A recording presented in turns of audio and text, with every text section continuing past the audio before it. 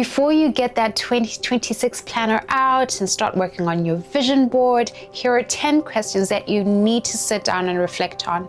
These will help you take stock of the previous year, as well as prepare yourself and your mindset for the new year. What energized me in 2025 and what drained me? It's very easy at the end of a year to look at all the things that you've done and think, oh yeah, I did that. But actually, how did it make you feel? What brought you joy? What kept you going? What motivated you? Who are the people that poured into you? Who are the people that supported you? Who are the people that gave you opportunities that turned out to be great? On the other end, what drained you? What took away more from you than it gave to you? Whose energy did you not quite enjoy or benefit from? What spaces did you end up in that you could avoid getting into this year? All these questions should make you think, what really energized me, or what did I feel good about? So you can do more of that. And the things that drained you, that's so that you're able to keep in mind in this coming year, things that don't work for you, or places that you don't need to be in, or people that you need to stop hanging or working with, if you've got the choice. So yeah, just all of these questions should help you think about what you should do more of and what you could do less of. What did I accomplish in 2025 that I still haven't celebrated? Oftentimes we overlook the small wins along the way, the small things that we're able to do, keep doing, have done, that lead to growth, whether it's visible or not. We wait until there's some grand prize giving award ceremony for us to feel validation. And the challenge with that, especially when you're a creative, is sometimes you're just on go mode. You finish a shoot, you complete, you deliver, and you're thinking, what's next? Yes, that's a great growth mindset. But on the other hand, celebrating little achievements and little accomplishments along the way, you're teaching your system and your mind to acknowledge that what you're doing is valuable and it's enough, and actually celebrating yourself. Don't wait until someone else gives you validation for the things that you do. What you are doing matters. You are winning, you are growing, and it's okay to celebrate, the little things along the way. I've been loving the trend that happened throughout, I think December mostly, where people were celebrating with cakes and putting, little post-its of their achievements. And I feel like I don't want that trend to go away. I'd love for every month, if we keep this practice of just celebrating and acknowledging the little wins, that's a really good, healthy mindset to have, because it also makes you look forward to the next thing that you're achieving and keeps you going. And sometimes you don't have to wait for 10,000 people online to be your cheerleaders. Celebrate yourself in whatever way that feels like, whether it's you actually acknowledging it on a public platform to say, hey, I've done this, I've accomplished that, which is great for creatives or photographers, because, the more you're seen to be doing something, the more people actually associate you with that thing or know that that's your thing. So yes, post about your work, post about what you've achieved.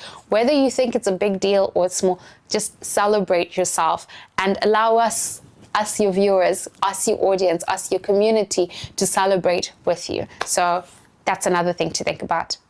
What is one thing I am officially leaving in 2025? Whether that is people, whether that is work, whether that's a habit, whether that is gear, whether that is tech that you use, what is it that we are leaving behind in 2025? Because you cannot go into a new season using old systems or being the same person. I'm not saying new year, new me, but new year, this doesn't work for the version of the person that I'm becoming or I plan to become. Again, keeping in mind that you're preparing yourself for 2026, you're preparing yourself for new work, new projects, new clients. You need to have space for that. And sometimes space means letting go. So yeah, think about things that don't serve you anymore. Maybe they worked in 2025, but they don't quite serve you in this new season, and it's okay to let them go. What is one skill or hobby that I want to learn that is purely for joy and not for profit. Not everything needs to be monetized. Not every hobby needs to be monetized. And I think we are slowly losing the art of just having hobbies that we enjoy doing off screen, that no one needs to know about, that you don't need to build a community around, that you don't need to create a newsletter for. Just a hobby because you enjoy it. Find hobbies that are just fun and things that you enjoy doing. Learn something new, because you grow when your mind keeps growing and your mind keeps being challenged with new things. So try and take on a new hobby. Over the last few weeks, I have been getting back into puzzles. I enjoy puzzles. I have a 1,000 piece puzzle in my lounge that is still not complete, but I'm enjoying every night trying to figure out which piece goes where. And yeah, that's just another hobby I've decided to pick that has nothing to do with photography. Well, nothing to do with photography, but I enjoy it. And it's still the problem solving that I enjoy doing with my mind. It still feels very hands-on because I'm moving the puzzle pieces, but it's just something different, something that brings me joy, and I can do it at odd hours of the day or night. Yeah, so ask yourself, what's one new thing that you're going to learn as a hobby or invest in that has nothing to do with it being monetized or being a side hustle, and try and find, or at least just try one new thing this year, just one new thing. Am I creating out of the fear of missing out or from a point of curiosity? Something that has been great and fun to see on social media are trends. When people jump onto trends, when brands jump onto trends, but not every trend is for everyone. And after a while, people want to see you, your authentic self. And so when you create from a place of fear of missing out, or just from trying to keep up with trends, what you may lose is a bit of your authentic self, and you may be limiting yourself in what you create. And here I'm speaking not just to photographers or people who are into filming or, that sort of creative. I'm even talking to people who are, say, for example, you're into marketing and branding. Again, it's great to be inspired. It's great to get ideas from different places. But I feel like when you create from a place of curiosity, when you're looking for solutions to problems from a different lens or from a different point of view, you position yourself and you will come up with better ideas. You will create more interesting and engaging content. And I'm looking forward to, finding creators or, following people online who are clearly creating from a point of curiosity and not just trying to fit into the mold of what we see most of the creative work to be nowadays. I'll probably look into brands as well, that you can tell when it's creativity that's driving the marketing department, or you can tell when they're just hopping into every single trend. And as I said, it works for some things, but just check with yourself now. Check with yourself 3 months from now. Am I creating from a place of fear of missing out or from a place of curiosity? Where am I being invited to grow, even if it feels uncomfortable? Growth and comfort cannot coexist. We've tried it. You can't be comfortable and want to grow. Sit down and check with yourself. You've got your 2026 goal of doing XYZ, but for you to get there, there's something that you might need to unlearn. It might be something you need to learn. It might be something you need to let go of. There might be people you need to work with.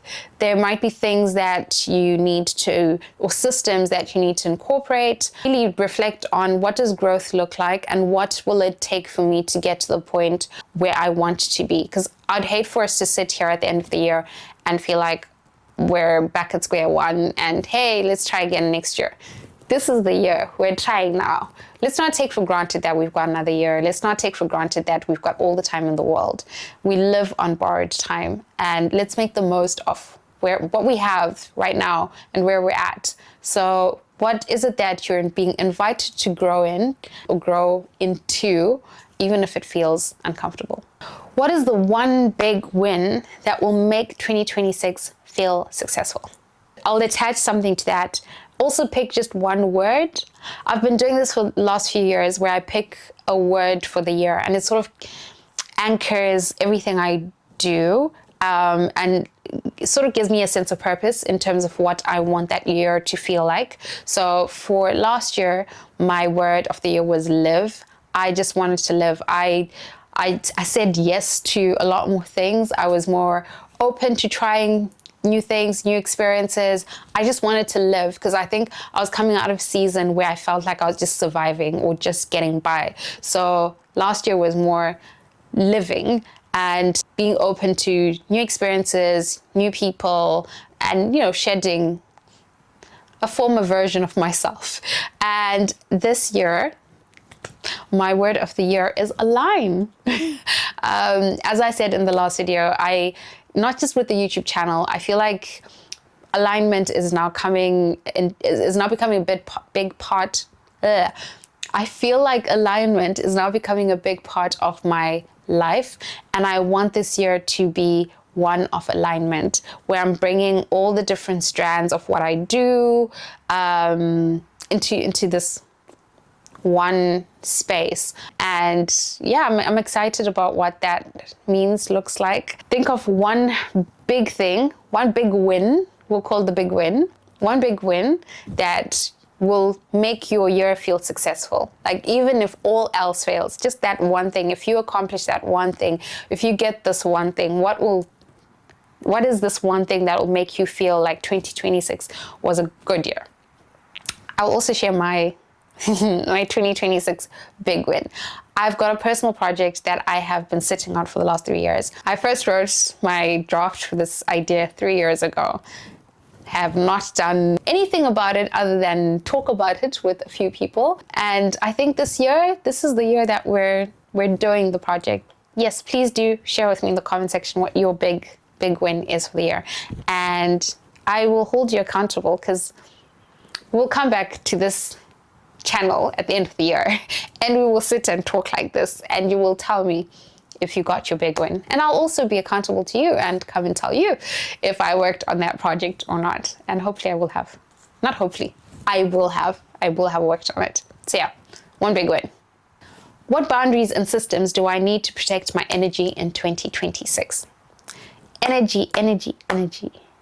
Ooh, energy is everything, guys. Everything. And you need to protect your energy. In some spaces, they'll say protect your heart. But just protect your energy. Your energy being your time, being your ideas, being you. You really need to be protective of that. And in terms of talking about boundaries and systems, we're talking boundaries at work. We're talking boundaries in your personal life, boundaries with friends. I'm also looking at how do I incorporate AI tools into my workflow to make my workflow easier, better, more effective, and free up time so I can do other things. Because I feel like the greatest gift you can give to yourself is time. And I'm not just talking time to enjoy or for holidays. I'm saying time to think. Because in keeping yourself very busy and occupied and doing and being busy, you don't have time to think. And you need time to think. You need time to reflect, and you need to make that time or create that time. So look into what systems you could adopt, what AI tools you could adopt that could work for your workflow, and that all of that is to protect, again, your energy, your time. If we treated our energy the same way we treat our bank accounts, right, we would be fine in life. Who am I becoming through the work that I choose to say yes to? You're about to plan a whole year's goals, plans for the year, the things that you're going to say yes to. Looking back at 2025, the things that you did say yes to, how do they impact the person you've become? What are the good traits, habits, thoughts, networks that you've been exposed to through saying yes to certain work? And here I'm speaking directly to like creatives, photographers. What spaces or environments did you end up in that did not serve you? And as you get into the new year and get into a new season of work, new clients, what kind of clients do you want to work more with and less with? Curate your vision board, your plans, and even your visual identity to speak to that audience, because people don't pay for what they don't know. And if people don't know that's what you want to do or who you want to become, or they don't know the work you want to create, they're not going to book you, or they just won't know about you. In 2020, from 2024 getting to 2025, I wanted more corporate work, and I sat down, looked at my website, and realized my website was geared more towards weddings and parties and events, and that wasn't the clientele that I was looking to attract. And you'd get calls from people, mostly referrals, saying, oh yeah, someone referred me, can I see your website? And I realized my visual identity did not reflect the person that I wanted to become at that time. So I sat down, did a whole change of the website, curated it to feel, look like, and reflect the kind of work that I want to do, who I want to present myself as. And I'm very proud to say that I got a lot more corporate clients in 2025 than I did in 2024. And that's something I want to grow more into, and I'm looking at ways in which I can do that. On Instagram, I used to have one Instagram platform where I would put all types of photography. And again, because I was getting more corporate work, I had to separate my weddings and events from my social and corporate type of events. And so now I've got two Instagram pages that reflect both work and serve those two different audiences. So sometimes it's putting in place things like that, or thinking about things like that. Like, who are you becoming in things that you say yes to, the spaces that you end up in, the networks that you end up with? It's a really, really good question to sit down and reflect on, because as you step into the new year, it will help you to be more intentional about saying yes to things that are aligned to you. Remember, my word is aligned. It might not be yours, but for me, I want to walk in alignment, and walking in alignment means that everything else has to show that this is who I am and this is where I want to be. The work that I'm saying yes to also needs to support that. Ask yourself, who are you becoming in the work that, one, you've chosen in the past to say yes to, and in the work that you are choosing to say yes to? Does it serve you? Does it serve your word of the year? Does it serve the one big win that we were talking about? All of these things are connected. And again, this should all just help you to reflect on the previous year and be able to position yourself mentally in a better space with a clearer mindset about how you want to achieve and move in this new year. How will I be kinder to myself when things go wrong? I'm just going to start this bit with just a reflection on what happened today as I sat down to film this video. I spent a good 2 hours setting up. Yeah, I know, right? It doesn't look like 2 hours worth of work, but I actually spent 2 hours finding the right light, making sure that the vision that I had in my head, call it perfectionism, was actually what I would deliver. And after doing all of that, I then, did my makeup, came, sat down, turned the camera on, and there was a thought that just flew in and said, there's so many videos that are going to be done about resetting, about the new year, about planning. Why does yours matter? I hadn't even published the video. I haven't even received your dislikes or likes, but I'd already self-sabotaged myself with a single thought. And in that moment, because I now know myself and that this is a habit, terrible habit, I had to kill it with affirmations. And I spoke to myself before I even turned the camera on to speak to you. I had to speak to myself and say, hey, Musa, your voice matters. It doesn't matter that there are 10,000 other videos on YouTube. It doesn't matter that you're a small YouTuber or that you've been inconsistent for a year. Stop beating yourself down. You said you're going to do this. You want to start showing up for the person you know you are and doing the thing. And so you're going to do this video and you're going to sit there and talk about these questions, and we're going to reflect and we're going to challenge others. And even if it speaks to just one person, it matters. And that's a pep talk I had to give myself today, filming this video. So things will go wrong. And sometimes we beat ourselves down so much and then become paralyzed by fear.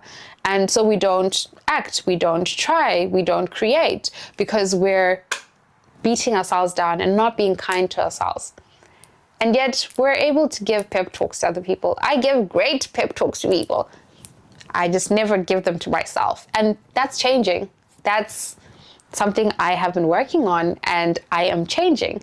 And yes, today, sat down, filmed this. Again, if it reaches just one person, my faithful one subscriber on YouTube who engages in everything, then I'm happy. It's landed with someone. If it doesn't, I'm glad I actually, from my plan, executed and put this out. So you need a plan, you need a strategy of how you will become kinder to yourself when things go wrong.